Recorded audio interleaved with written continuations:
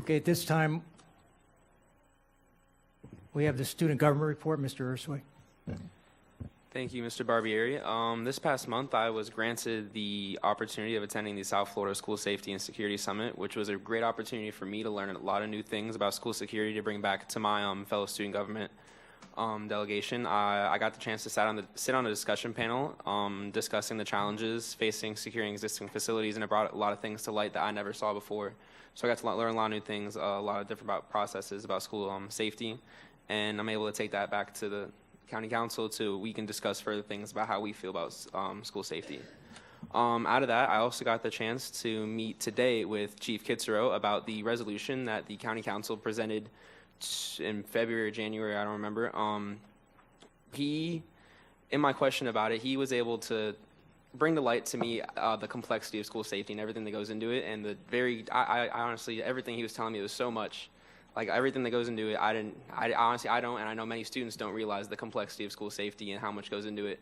So in him showing that to me, we kind of realized, and he showed me that it might not be the best plan for the resolution that we presented about the emergency blue telephone poles, but there is a lot of great stuff that I got to see that they're doing, and I feel great going back to my county council, telling them how safe we should feel and how good they are doing a job to secure our students. Sorry. Other than that, we have our annual county council banquet next Friday, which sadly I will be being elected out of my position, but it's been a great year. I'll still be here next month to do the last board meeting of the year, but that will be my end of my term. And other than that, I'd just like to say one really quick thing about something that's already happened. Park Vista recently got a lot of media attention for the prom about a month ago, and I'd just like to say from a student standpoint to all the board members, just so you guys can hear it, the school really did everything they could do to make sure every student understand the full complexity and the full everything. All the information was presented to any student. Any student that comes to you guys and tells you otherwise obviously wasn't paying attention. So I like to say that because I love my administrators and I know they did a great job from day one, and everything that they're facing really isn't fair to them. And I promise I'm not saying this because I was prom king. They did a great job, I promise, and that's all. Thank you. Thank you, President Ursoy. Mr. Superintendent.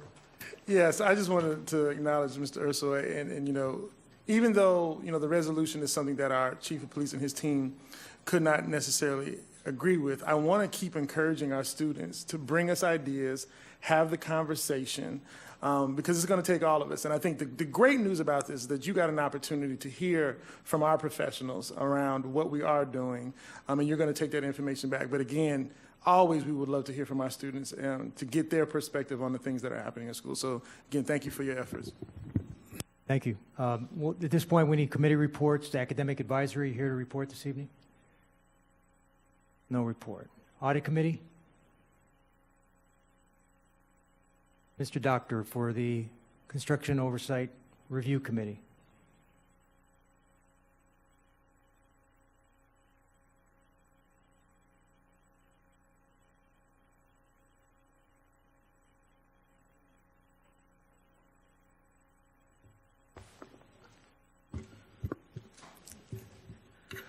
Good evening.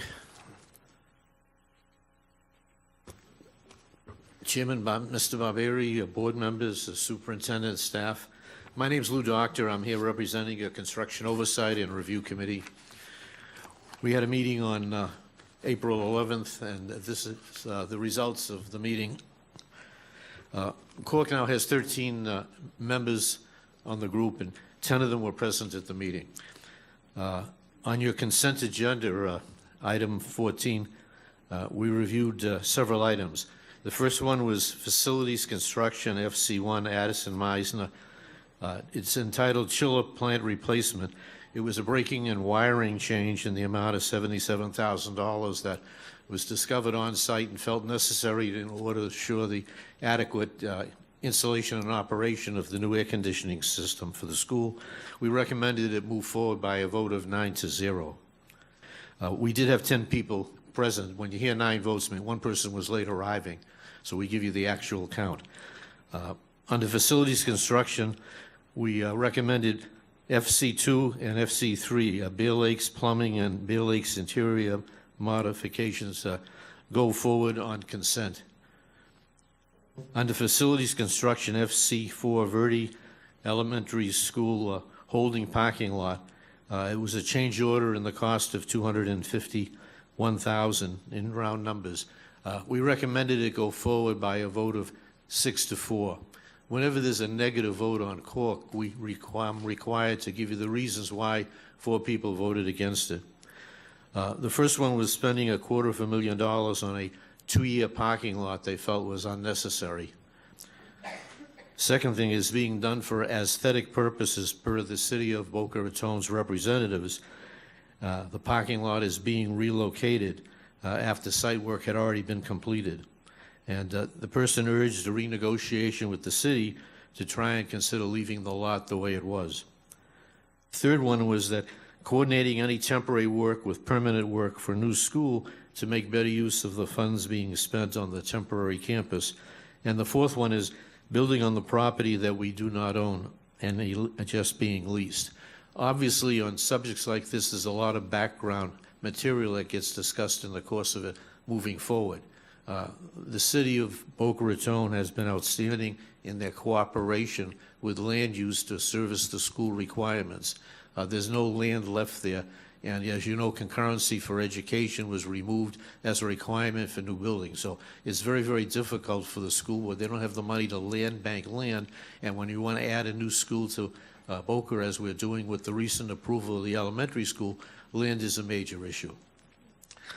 Moving forward, on FC5 Verde Holding School security, there was a change order in the cost of $61,000 that was passed on consent.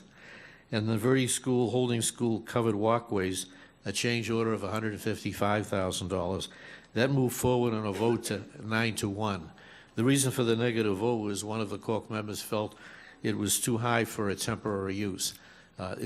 Security is required about the school. As you know, Verde is coming and going.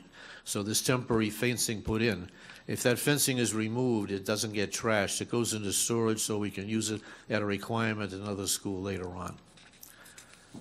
Under purchasing construction, FC1, there were 3 new vendors and 3 vendors recommended for renewal.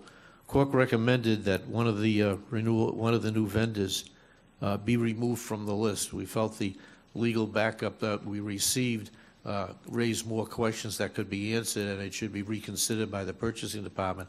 And I believe that item has now been removed from your agenda. And then PC2 Old Dwight Eisenhower, there are site improvements. It's basically removing the old school and doing the associated electrical and plumbing work necessary to support that activity. And Cork passed that on consent. In summary, you've got 51 security projects underway and a lot of new construction. Cork will be having another meeting in 2 weeks in order to keep up with the flow of paperwork and do whatever we can to make sure that we don't delay as your staff moves forward. Your staff cooperation obviously has been outstanding. And I'd be happy to answer any questions you might have. Any questions from the board? Thank you, Mr. Doctor, for your hard work. Thank you very much. That'll take us to the delegates and elected officials.